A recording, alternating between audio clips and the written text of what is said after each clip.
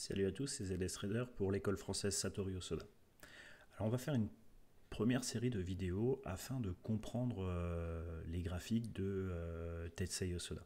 Donc c'est vrai que de prime abord, si vous suivez Tetsei sur Twitter, donc là il y a son adresse Twitter, si vous suivez Tetsei, les graphiques que vous allez voir peuvent vous dérouter, d'accord, peuvent avoir une apparence un petit peu complexe.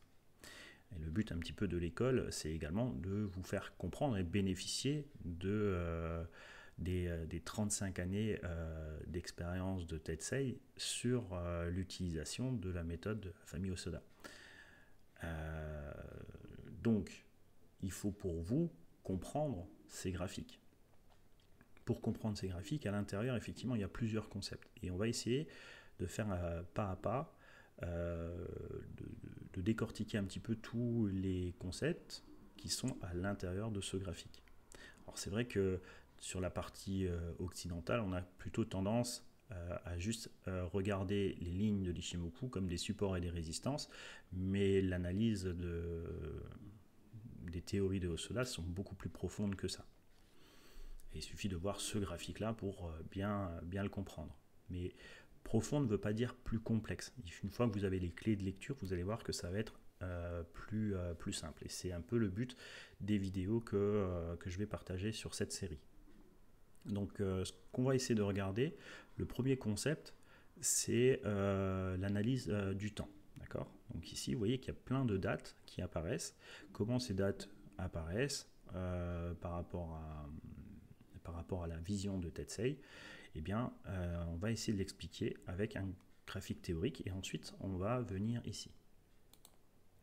Donc il faut savoir que pour Hosoda, le marché peut être simplifié en 3 vagues. Alors, 3 vagues, je vais faire un petit schéma ici. Donc, une première vague,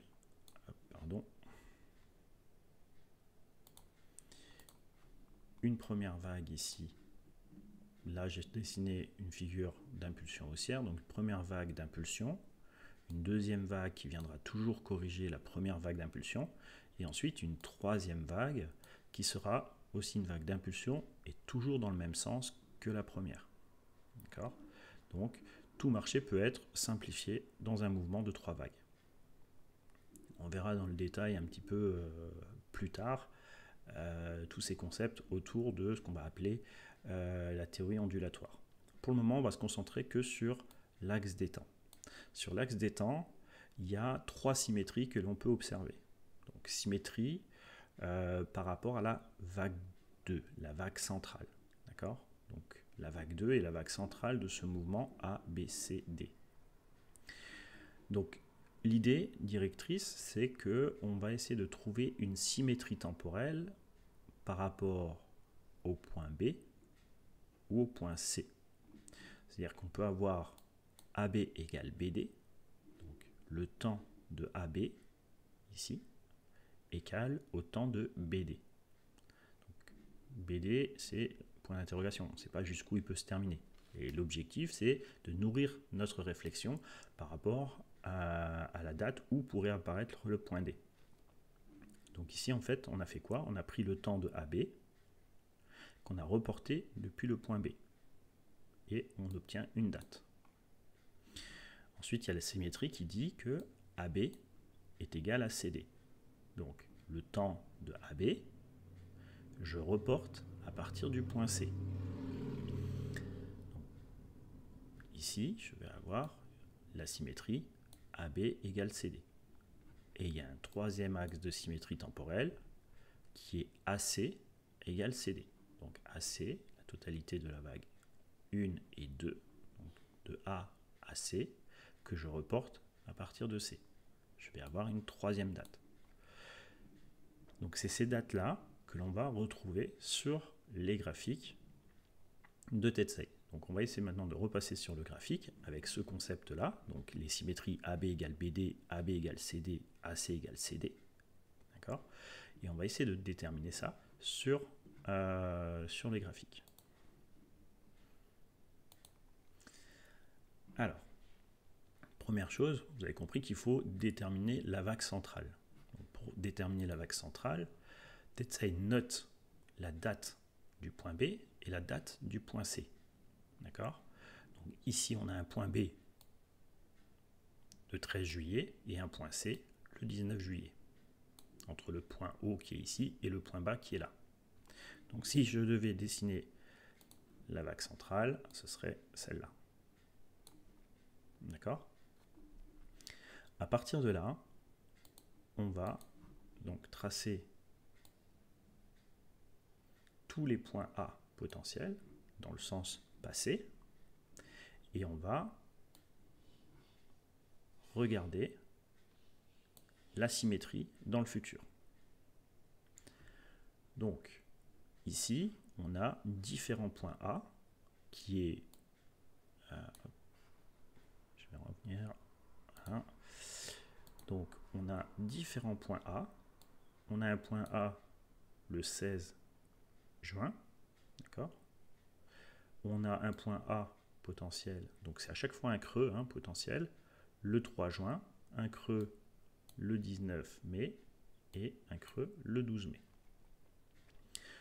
Par rapport au 13 juillet, eh bien, ça veut dire qu'on a fait 19 jours, 28 jours, 38 jours et 43 jours par rapport aux différents points A. D'accord? Donc là, on a tous les temps de AB potentiels sur ce mouvement de montée. Alors, pour petite info, je crois que je ne l'ai pas dit, c'est l'étude du Nasdaq Composite, en fait, XIC, si vous voulez le suivre sur vos propres graphiques, ça sera peut-être plus facile après. Et on utilisera celui-là pour expliquer les différents concepts. Donc, on a nos différents points A. Donc, on a un A ici, on a un A potentiel là, un autre ici et un autre là. D'accord?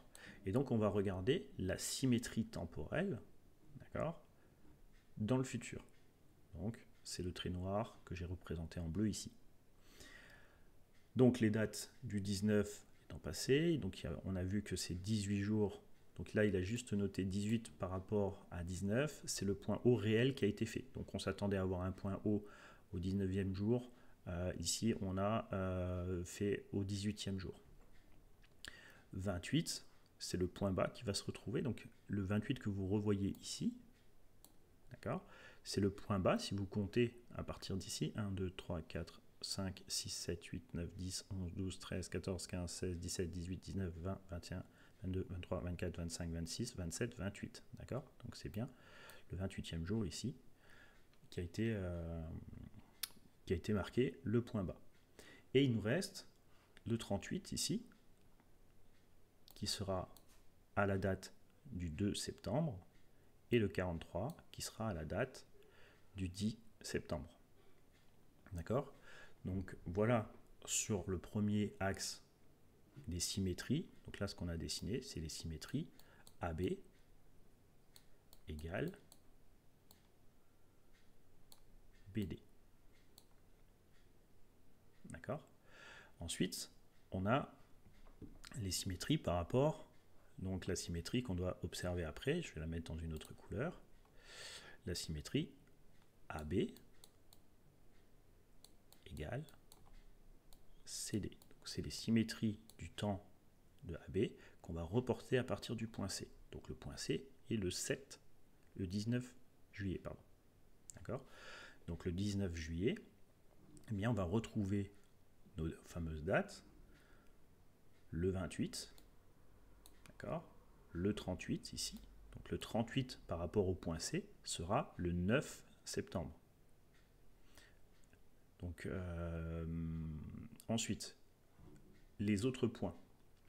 Donc vous avez vu que si j'ai pris sur l'axe en haut, c'est les points AB, d'accord, mais j'ai besoin également, donc que je vais reporter ici, j'ai également besoin des points par rapport au temps AC, d'accord, pour la troisième symétrie, elle qui va nous porter à faire la symétrie AC égale CD. Donc c'est des points qui vont partir à partir de C. Donc ici, je remets ma flèche, donc je vais regarder par rapport à la symétrie du point C. toutes les dates passées. Donc en gros, le 16 juillet ici, ça faisait 23 bougies depuis le 19. Donc on a mis 23 bougies pour arriver au 19 juillet. 32 bougies pour arriver au 19 juillet à partir du 3 juin. 42, 47. D'accord?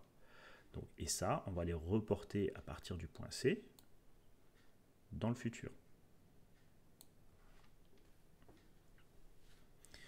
Donc là, vous comprenez qu'on va observer toutes les symétries temporelles par rapport à la vague centrale.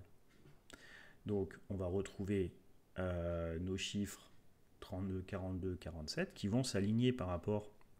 Donc, ceux-là viennent des symétries AB égale BD, donc le 28 qui est ici. Le 32 qui se retrouve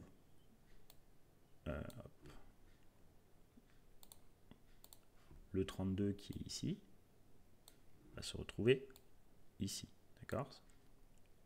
Donc c'est bien une symétrie du temps AC, donc entre A et le point C, d'accord, que je vais reporter dans le futur ici, à partir du point C, et je vais retrouver mon 32 ici qui sera le 31 août.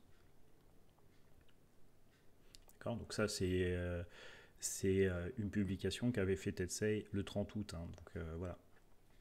Mais c'était simplement pour vous expliquer un petit peu le concept temporel qui va se retrouver à l'intérieur. D'accord? Et donc forcément, comme tout est un petit peu fractal, eh bien, vous avez à l'intérieur d'autres vagues qui vont nous permettre de faire d'autres temps. Mais je voudrais que vous compreniez ce principe de lecture du graphique de Tetsei, qui est cette symétrie temporelle AB égale BD, AB égale CD, AC égale CD. Ça va nous permettre de reporter et trouver des dates futures qui vont nous permettre de voir ce que fait le marché à cette date. Si on reprend l'exemple du 28, c'est-à-dire à partir du 3 juin, donc cette vague d'impulsion ici, avec cette vague de correction là, a engendré en fait une symétrie temporelle sur 28 jours ici, sur le point bas qui est là. D'accord? Donc c'est comme ça qu'il faut lire le graphique de Tetsei. Donc je efface tout, voilà. Donc vous voyez la différence. Voilà. Donc gardez et habituez votre œil à trouver la première chose que vous devez observer, c'est ces lignes noires par rapport aux dates. D'accord? Le 13 juillet, le 19 juillet. Si on fait l'exemple sur la sous-fluctuation, donc là je n'ai pas encore parlé des sous-fluctuations, mais il y a également une vague 2 qui est notée, une vague centrale, hein, qui est notée ici par Tetsei. Si vous refaites l'exercice, eh bien, il y a la vague centrale du 5 août. D'accord, ça c'est notre point B. Et le 19 août, c'est notre point C. Et donc là, on a une vague ici. Et si on fait les relevés temporels, donc entre ce point bas et ce point haut, on a bien 14 jours. Et on va le reporter dans le futur. 14 jours. D'accord? Et forcément, on va reporter à partir du point C, donc le point C qui est ici, les 14 jours également. Et là, on aura la date du 9 août. 8 septembre, pardon. 9 août. 8 septembre. D'accord? Bon, j'espère que cette première vidéo va vous servir à comprendre un petit peu mieux. Donc il y a d'autres concepts qui vont arriver, qui sont ici voilà, sur cette image, mais que je ne vais pas expliquer. Je l'expliquerai sur une prochaine vidéo. Bon, il y en a peut-être qui vont maintenant le comprendre. C'est ces nombres qui sont ici, d'accord, qui sont des cibles potentielles. Donc là, on a regardé l'axe des temps. Dans une prochaine vidéo, on expliquera l'axe des prix. D'accord? Et ensuite, vous avez encore cet axe-là, donc qui n'est pas tout à fait pareil. Hein, donc ici, entre ce trait rouge qui est là et ce trait noir qui est là, c'est les concepts de latéralisation, mais ça, on reviendra plus tard également. Donc voilà, je vous dis à la prochaine vidéo. Salut, salut!